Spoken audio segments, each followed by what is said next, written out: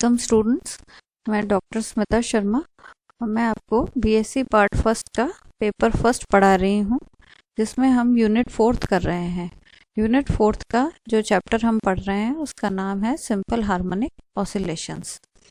इसमें हमने कुछ लेक्चर्स प्रीवियसली कर लिए हैं, जिसमें हमने सिंपल हार्मोनिक मोशन क्या है, उससे संबंधित जो थ्योरी में हम जो कैलकुलेशन करते हैं, टाइम पीरियड, डिस्प्लेसमेंट, वेलोसिटी, इन सब की एक्सप्रेशंस हमने निकाल ली।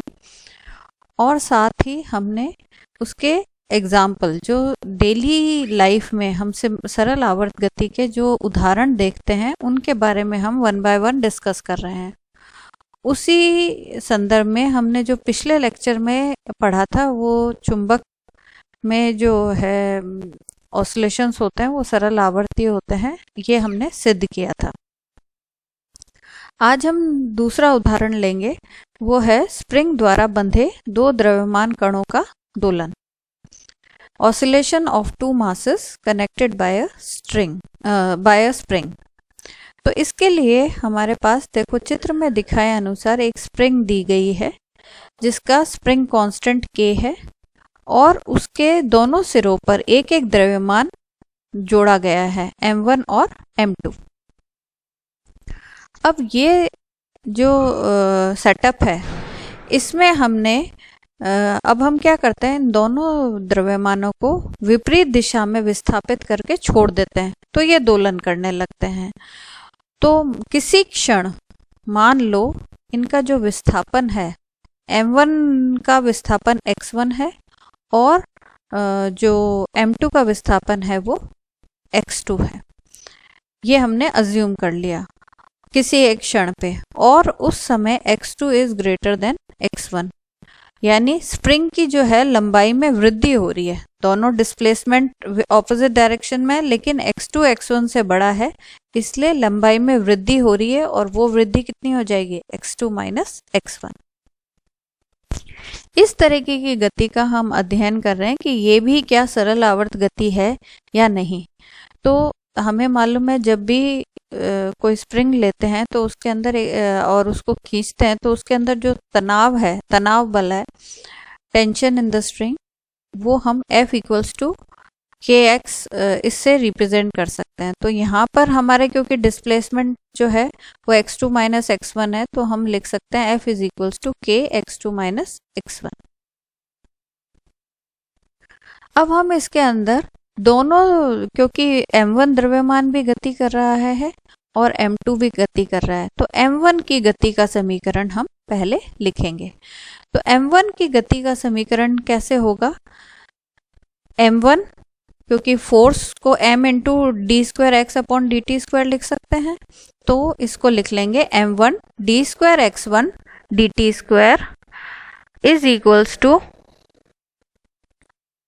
अतः द्रव्यमान M1 के गति का समीकरण निम्न प्रकार से हम लिख सकते हैं, M1 d square x1 upon d t square बराबर minus k x1 minus x2, क्योंकि हम M1 के गति का समीकरण ज्ञात कर रहे हैं। तो अब माइनस साइन से को अगर हम अंदर ले जाएं तो हम लिख सकते हैं उसको k x2 माइनस x1, जैसा मैंने ऊपर दिखाया है, k x2 minus x1। Equation 1 जो है वो द्रव्यमान M1 के गति का समीकरण होगा। अब इसी प्रकार से हम M2 के गति का समीकरण भी लिख सकते हैं। तो इसमें कैसे लिखेंगे, M2 के लिए लिख रहे हैं तो M2 d square x2 upon d t square बराबर minus k x2 minus x1। ये समीकरण 2 हमारी M2 के गति का समीकरण हो गया। अब हम इसको मर्ज करना चाहते हैं, इसके लिए हम क्या करेंगे, ऊपर इक्वेशन को M2 से और नीचे वाली इक्वेशन को M1 से गुणा कर देते हैं, तो हमारे को कुछ ये इक्वेशंस मिल जाती हैं जो कि समीकरण 3 और 4 में प्रदर्शित हैं। अब समीकरण 3 और 4 में से चौथी में से तीसरी को हम घटा देंगे, तो घटाने के बाद हमें ये फॉर्म प्राप्त होगा, M1 M2 in bracket d square x2 upon d t square minus d square x1 upon d t square bracket close is equal to minus k M1 plus M2 x2 minus x1। अब यहाँ पर देखो ये differential term है, same differentiation है, तो हम इसको ऐसे भी लिख सकते हैं m1 m2 d square in bracket x2 minus x1 upon dt square, और ये टर्म ऐसी की ऐसी रह जाएगी। इससे क्या लाभ हुआ हमें कि हम x2 माइनस x1 को हम सपोज कर सकते हैं एज x, हमने मान लिया कि x2 माइनस x1 x है। तो आपकी जो उपरोक्त समीकरण है वो क्या बन गई, m1 m2 d square x upon dt square is equal to minus k m1 plus m2 into x। इसको हम m1 प्लस m2 को लेफ्ट हैंड साइड में ले आते हैं, तो आपका फॉर्म ये आ गया m1 m2 upon m1 plus m2 into d square x upon dt square is equals to minus kx। अब अगर हम इसको ध्यान से देखें तो ये देखिए आपकी एक कण के सरल आवर्ती गति का समीकरण है, जहां पर जो ये कण हम मान रहे हैं उस कण का जो विस्थापन है वो x है और उसका जो द्रव्यमान है वो m1 m2 upon m1 plus m2 है। तो ये m1 प्लस m2 हमने देखा है कि ये द्विकर्ण निकाय का टू पार्टिकल सिस्टम की प्रॉब्लम हो गई। इसलिए आपने क्या किया, इस इक्वेशन के जरिए आपने टू पार्टिकल सिस्टम, दो पार्टिकल्स थे m1 और m2, उसको हमने वन पार्टिकल सिस्टम में चेंज कर लिया। तो हम इसको m1 m2 m1 plus m2 जो है उसको हम म्यू लिख देते हैं, जो कि निकाय का सामान्य द्रव्यमान, it is called reduced mass of the system. तो आपकी जो ऊपर का जो फॉर्म है वो कुछ ऐसा आ गया, mu d square x upon d t square is equals to minus k x. Mu को हम इस तरफ ले जाते हैं और इसको रीअरेंज करते हैं, तो ये हमारी एक सरल आवर्ती दोलक की समीकरण के समरूप हो जाता है। It is similar to the simple harmonic oscillator equation. तो इसका टाइम पीरियड क्या होगा, वही नियम लगेंगे जो हमारे टाइम पीरियड का फॉर्मूला है, that is 2 pi upon omega 0। यहाँ ओमेगा 0 आपका ओमेगा 0 स्क्वायर है k बाय म्यू, तो टाइम पीरियड कितना हो जाएगा, टाइम पीरियड होगा 2 pi under root of mu upon k। अगर हम फ्रीक्वेंसी की बात करें तो फ्रीक्वेंसी 1 अपॉन टी होती है, तो फ्रीक्वेंसी हो जाएगी आपकी, आवृत्ति हो जाएगी 1 upon 2 pi under root of k by mu. तो इसका उपयोग करके द्विपरमाणु अणुओं की कंपन आवृत्ति का मान हम ज्ञात कर सकते हैं। और ये भी हम देखते हैं कि इस तरीके के कोई दो द्विपरमाणु वाला कोई अणु है तो उसमें जो कंपन हो रहे हैं वो भी हमारे सरल आवर्ती कंपन होते हैं। अब इसमें हम एक और एग्जाम्पल पढ़ेंगे, वो एग्जाम्पल है हमारा विद्युतीय दोलन, इलेक्ट्रिकल ऑसिलेशंस। इसके लिए हम जो सर्किट काम में लेंगे वो हमारा है एलसी सर्किट। एलसी सर्किट में आप जैसे इसमें इसका डायग्राम देख रहे हैं, एक इंडक्टेंस कॉइल है, उसके साथ आपने एक कैपेसिटर जोड़ दिया, उसके साथ ही आपने एक बैटरी जोड़ी है और एक टैपिंग की हमने लगाई हुई है। तो जब किसी आवेशित संधारित्र से किसी नगण्य ओमीय प्रतिरोध वाले प्रेरकत्व में विसर्जित किया जाए तो परिपथ में दोलन उत्पन्न होने लगते हैं, और इस प्रकार के दोलनों को विद्युतीय दोलन तथा परिपथ को दोलनी विद्युत परिपथ कहते हैं। मतलब जब भी किसी कैपेसिटर जो कि चार्ज है उसके अंदर जब वो डिस्चार्ज होता है थ्रू एन इंडक्टेंस कॉइल, तो उसमें हमेशा ऐसे सर्किट में ऑसिलेशंस प्रोड्यूस हो जाते हैं, और ये जो ऑसिलेशंस है they are called electrical oscillation and the circuit is called electrical oscillating circuit, oscillating electric circuit. तो इसका जो ऑसिलेशंस कैसे प्रोड्यूस होते हैं हम इसको एक्सप्लेन कर सकते हैं। तो हमने इस सर्किट को देख ही लिया है। इस सर्किट में एलसी सर्किट है L और C, जिसका इंडक्टेंस L है और कैपेसिटर की जो कैपेसिटेंस है वो C है, और की के बैटरी के साथ एक की के साथ वो जुड़े हुए हैं। सबसे पहले हम क्या करते हैं, की को प्रेस करते हैं जिससे ये कैपेसिटर बैटरी की सहायता से चार्ज होने लगता है और कुछ समय वो पूर्णतः आवेशित हो जाता है।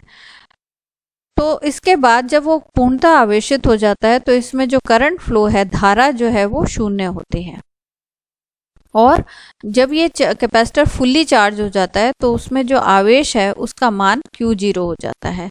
तो इसकी जो दोनों प्लेट्स हैं, कैपेसिटर की जो दोनों प्लेट्स हैं, इसके मध्य विद्युत क्षेत्र या इलेक्ट्रिकल एनर्जी जो है वो कितनी हो जाएगी, हाफ Q0² C होगी, जैसा हमने कैपेसिटर की थ्योरी में पढ़ रखा है।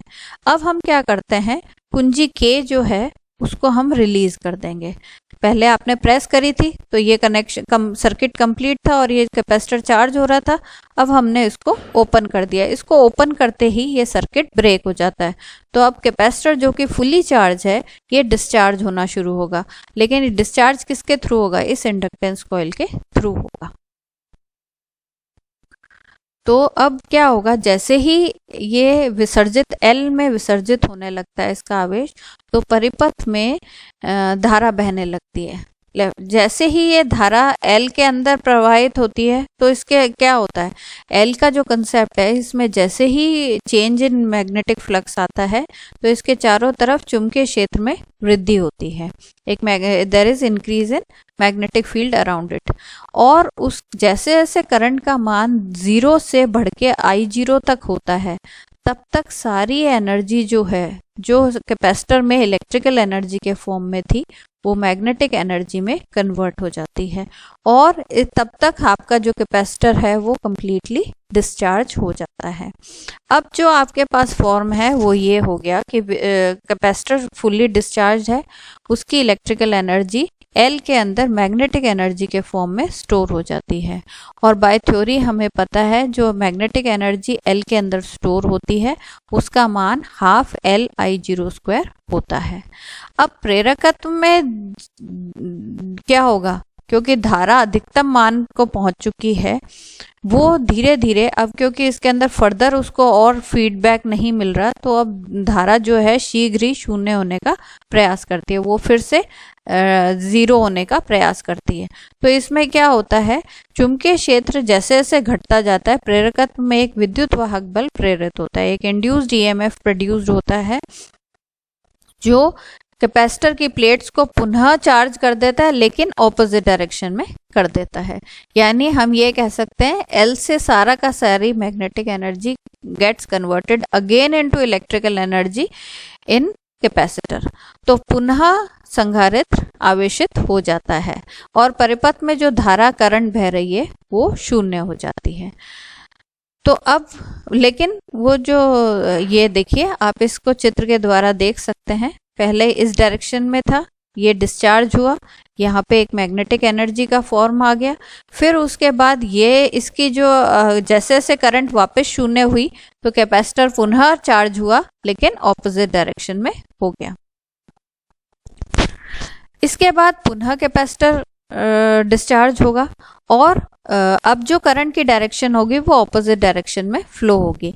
करंट की डायरेक्शन ऑपोजिट होगी तो हमारे इसके अंदर जब दोबारा ये इसके अंदर जो मैग्नेटिक एनर्जी जो स्टोर होगी L इंडक्टेंस, वो भी ऑपोजिट डायरेक्शन में फॉर्म होगी और जब ये अपनी एनर्जी इसको ट्रांसफर करेगा तो पुनः कैपेसिटर की प्लेट्स पे डिफरेंट डायरेक्शन में आपका पोलैरिटी इकट्ठी हो, मतलब चार्ज इकट्ठा हो जाएगा। तो इस प्रकार से ये जो चार्जिंग और डिस्चार्जिंग, आवेशन और अनावेशन की प्रक्रिया है संधारित्र की, ये बार बार होती रहती है। तो बार बार अगर हम इसको देखें तो LC परिपथ में विद्युत धारा पहले एक दिशा में शून्य से अधिकतम मान तक बढ़ती है और फिर 0 होती है, फिर दूसरी दिशा में शून्य से अधिकतम मान तक बढ़ती है और पुनः शून्य होती है। तो परिपथ में धारा जब बहती है, करंट फ्लो करती है, तो वो एक निश्चित आवृत्ति से प्रवाहित होती है। तो इस प्रकार से क्या हो रहा है, अगर हम देखें तो बार बार increase to maximum value and then decrease, then going to maximum value in opposite direction. तो एक प्रकार से इसमें इलेक्ट्रिकल ऑसिलेशंस प्रोड्यूस होते हैं और ये सर्किट आपका विद्युत दोलनी परिपथ कहलाता है। This circuit is called electrical oscillation circuit. अब इसके अंदर जो ये ऑसिलेशंस प्रोड्यूस हो रहे हैं, इनका हम मैथमेटिकली डेरिवेशन भी कर सकते हैं। जैसे मान लीजिए आपके पास संधारित्र है, उसके अंदर जो आवेश है वो Q है, तो सबसे पहले हम विभवांतर निकाल सकते हैं, potential difference across its to plates, वो आपको बाय फॉर्मूला पता है Q/C होता है। अब इस पोटेंशियल डिफरेंस के कारण आपकी जो प्रेरण कुंडली है, इंडक्टेंस कॉइल है, उसमें I धारा फ्लो करने लगती है। तो हम प्रेरक कुंडली के सिरों पर जो विभवांतर है, potential difference at the two ends of the induction coil, वो VL से रिप्रेजेंट करते हैं। और बाय फॉर्मूला हमें पता है उसका मान कितना होगा, -L/dI/dt। और ये किसके बराबर होगा, VC के बराबर होगा, क्योंकि जितना पोटेंशियल डिफरेंस कैपेसिटर की प्लेट्स पे है उतना ही इंडक्टिंग के अक्रॉस मिलेगा आपको। लेकिन हमारे को मालूम है I जो है इसके अंदर I के फॉर्म में है, I जो है वो चार्ज के फॉर्म में हम लिख सकते हैं I = dQ/dt। तो हम यहाँ पर dQ/dt लिख देते हैं। तो आपके पास क्या आ गया, -L d²Q/dt² = Q/C। इस इक्वेशन को अगर हम रीअरेंज करें, then we get this form, d²Q/dt² + Q/CL = 0। अब अगर आप देखें तो ये इक्वेशन बिल्कुल वैसी ही दिखाई दे रही है जैसी आपके सरल आवर्ती गति समीकरण है, जहां पर ω0 का जो मान है वो 1/√CL हो गया। तो अगर हम उसको ये मान ले तो हम इस इक्वेशन को ऐसे लिखेंगे। अब ये देखिए, ये समीकरण सरल आवर्ती दोलक के डिफरेंशियल इक्वेशन अवकल समीकरण के इक्विवेलेंट है। तो इसलिए हम ये कह सकते हैं कि जब भी किसी कैपेसिटर में से जो आवेश का मान है वो आवर्ती रूप से हार्मोनिकली चेंज होता है, तो 1/1 एक बार उसमें पॉजिटिव और नेगेटिव फॉर्म होता है, और उसका जो टाइम पीरियड है, ये एक सिंपल हार्मोनिक मोशन करता है, और उसका जो टाइम पीरियड है वो 2π/ω से दिया जाता है। तो अगर हम ओमेगा का मान रख दें तो t का मान क्या हो जाएगा, t = 2π√LC के बराबर होगा, और उसकी जो आवृत्ति है, फ्रीक्वेंसी है, वो 1/2π√LC से दी जा सकती है। जो ऊपर इक्वेशन आपकी दी गई है, हम इसका डिफरेंशियल इक्वेशन है तो हम इसका सॉल्यूशन भी निकाल सकते हैं, और उसके अंदर जो कांस्टेंट्स आएंगे उनका मान हम बाउंड्री कंडीशन से निकाल सकते हैं। तो ये एक सिंपल डिफरेंशियल इक्वेशन है जिसका सॉल्यूशन हमें पता है, उसको हम लिख सकते हैं Q = Q0 sin ωt + φ। लेकिन अब इस पर बाउंड्री कंडीशन लगाते हैं कि हमें पता है t का मान जब 0 होता है तो Q का मान Q0 होगा अधिकतम, और उस वक्त धारा का मान जो है वो 0 होगा। तो अगर हम ये मान रखें तो आपके पास क्या आ जाएगा, आपके पास आ जाएगा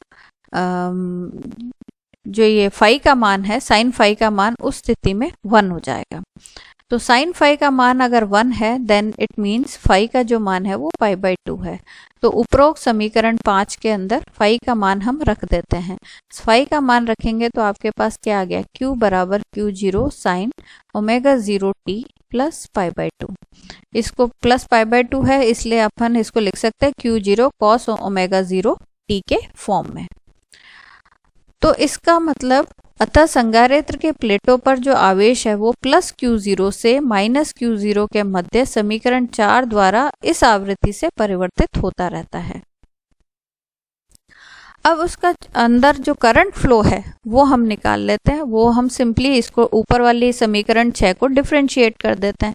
तो इसको डिफरेंशिएट करके आपका आंसर आएगा -ω0 Q0 sin ω0t।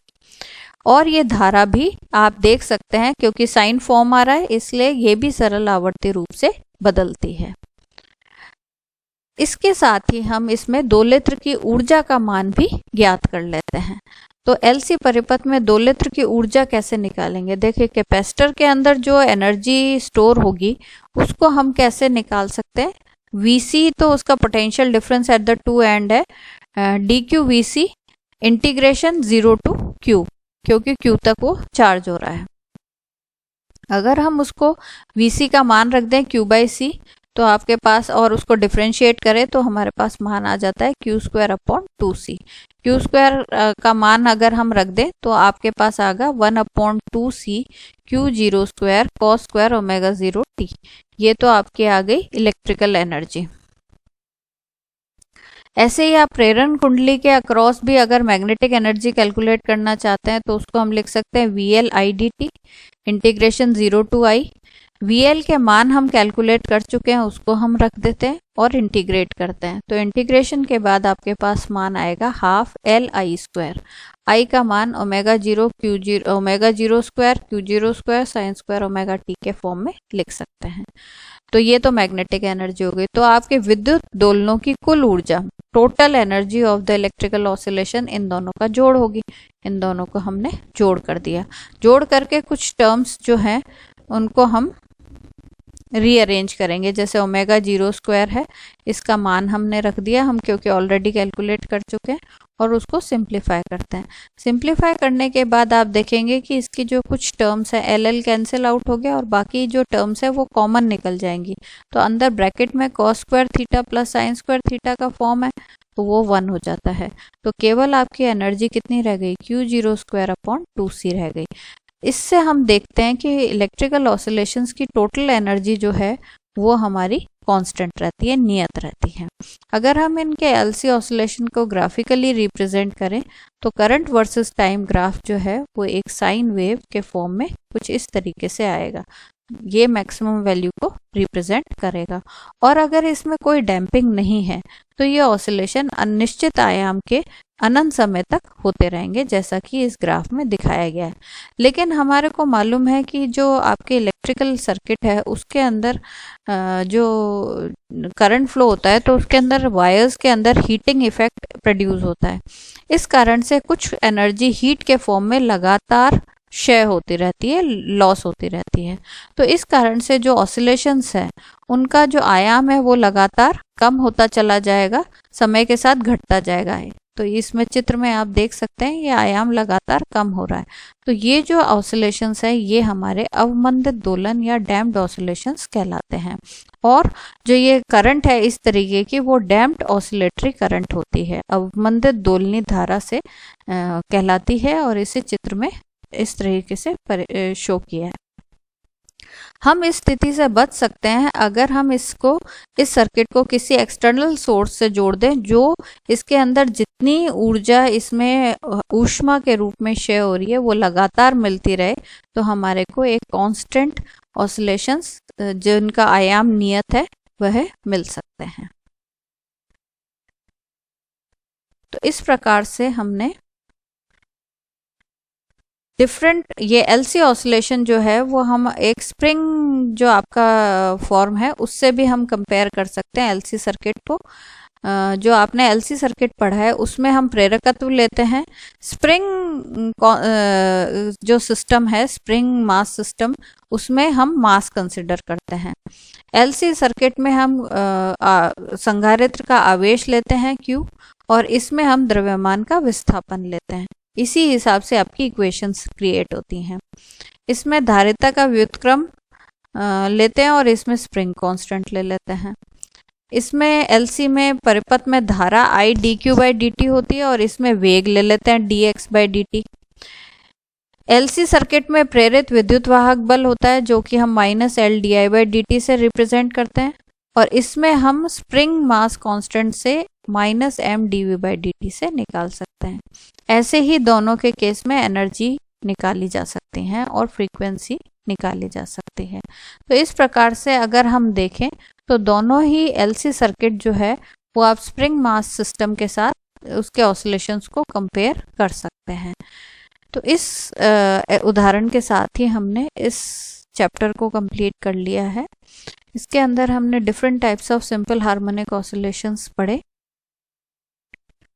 इस चैप्टर के साथ ही आपका यूनिट 4th कंप्लीट हो गया।